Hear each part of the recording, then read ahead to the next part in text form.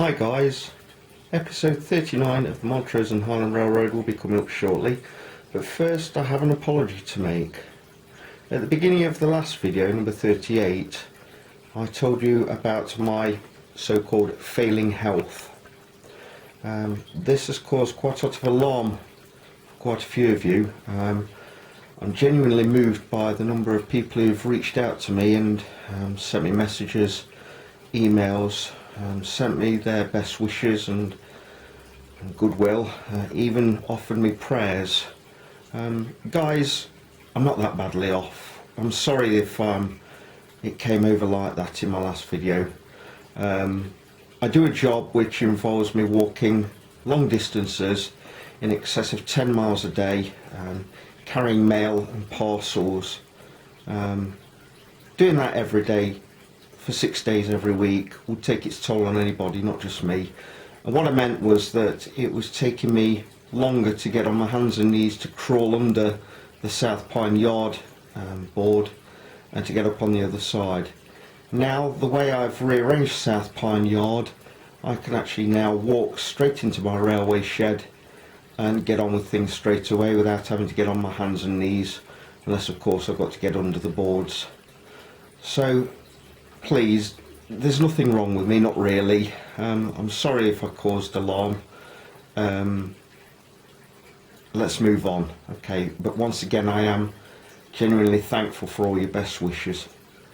Okay, so coming up in episode 39, we'll take a look at what I got up to in Wisconsin in May, and we have a look at the reinstated South Pine Yard now that I've finished soldering all the lights. Let's take a look.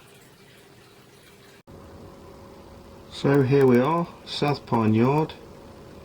The lights are mainly reinstated. I've still got 1 or 2 street lamps to solder up again, but generally the yard is as good as it ever was, with the added benefit that I can now walk into the shed and don't have to crawl underneath the board to start operations.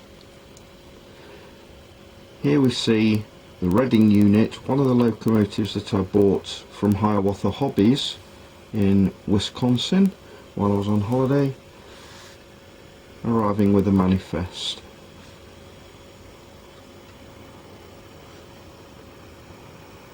Nice loco this.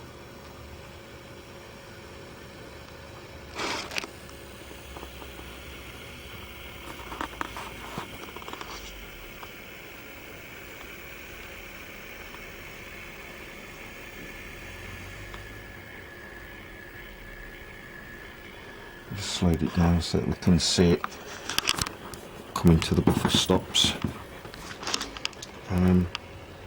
This is the other locomotive I got from Hiawatha Hobbies, SD40-2, in the local Wisconsin and Southern livery.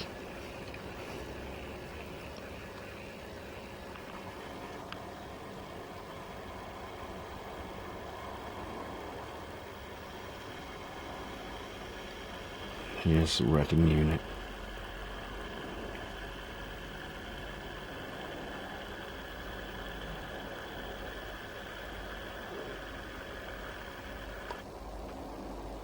Okay, I'm not quite sure why on video that the LEDs make such a strobing effect. Very strange. I'm sure my friend Matt, who's an electronics expert, would be able to explain it away for me. Talking of Matt, I owe him a debt of gratitude. I didn't realise, but the electrical supply, which I've got currently, as you can see it's a bit rough and ready. I'd actually got that quite dangerous at one point. One of the plugs that went into the main supply up at the house was not safe. Matt knew straight away what the problem was, and he's been able to rewire it for me, so I'm very grateful to him. And in fact, Matt is coming over to the layout in the next few weeks to install a permanent supply from the home to the layout, which I'm quite looking forward to. It means that I can come into the shed, flick on a switch like a light switch, and I'll immediately have power to the layout. So I'm really looking forward to that. As I mentioned before, in May 2017 I had a holiday in Wisconsin. I actually visited 4 other states while I was in Wisconsin, but while I was there I took the opportunity to visit the model railroader offices and also Hiawatha Hobbies, and also had the pleasure of meeting up with Jim Hediger, former chief editor at Model Railroader offices, and I was invited back to his home to have a look at his layout, the Ohio Southern. Jim is a lovely fella, and I was very honoured to be able to go and see his layout. So in this video and the next one I'm going to be showing some video of Hiawatha Hobbies, Model Railroader offices, Jim's layout, and some of the railroads that I saw while I was on holiday. Unfortunately, not all the video is as well shot as I wanted it to be. Some of it is rushed and some of it is rough and ready, but I hope you enjoy looking at it with me and you're able to take something from the video anyway. So let's take a look.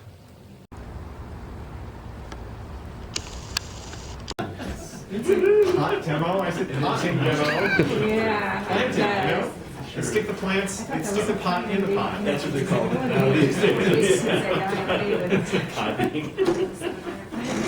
Potting so well. Okay. Well, they have potting.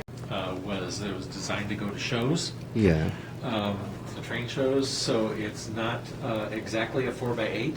It's actually more like 3 foot 10.5 by 8, so that it can go into our elevator, because it takes a while for production. Of course, yeah. And the fact that that lazy guy who's supposed to build the tie plant hasn't gotten around to it yet.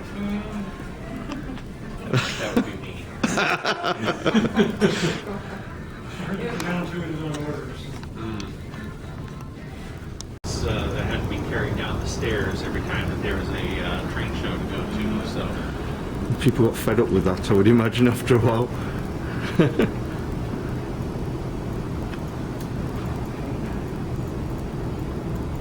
You'll notice that we put all our layouts on wheels these days. Yeah. This one was a lot of fun to build. It goes to show that layouts don't have to be huge to be interesting. Especially in that scale. Yeah. We always get a lot of call from readers, the rest of it, because this is semi-modular. Yeah. It can be taken apart and put together into like about 3 different configurations, either an oval like this, a straight line, or an L shape. Although the new section, being one solid piece, is not as modular as the others. Basically, it doesn't fit in too well. This is the MRT, which stands for Milwaukee, Racine, and Troy. Also stands for Model Railroader and Trains, which were our first 2 magazines. You're looking at Milwaukee area right here, which is the lowest track elevation on the layout.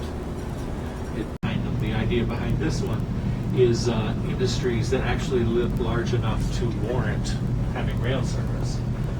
So this whole red section here, there are in fact only 6 rail-served industries.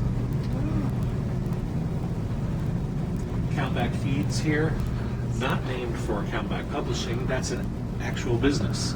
Right. Readers saw that in northern Wisconsin, just sort of a valley in between the tracks, and we built it up and leveled it off with some of that pink foam, and built a town on it. Yeah.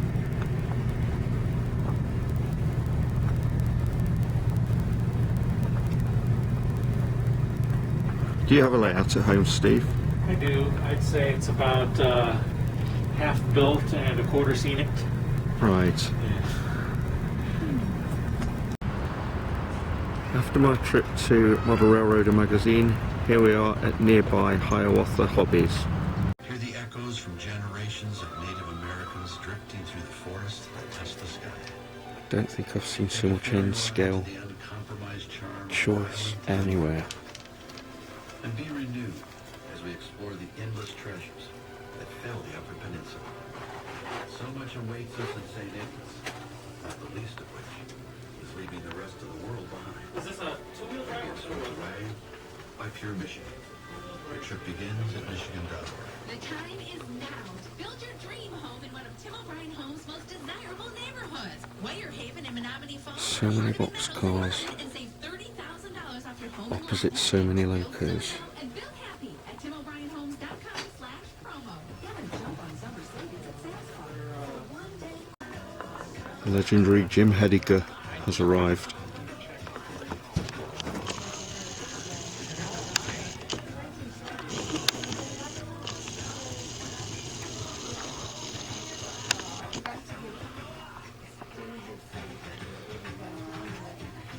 I have chosen my two locos which I'm buying. I'll show you those in a moment. Absolutely incredible choice.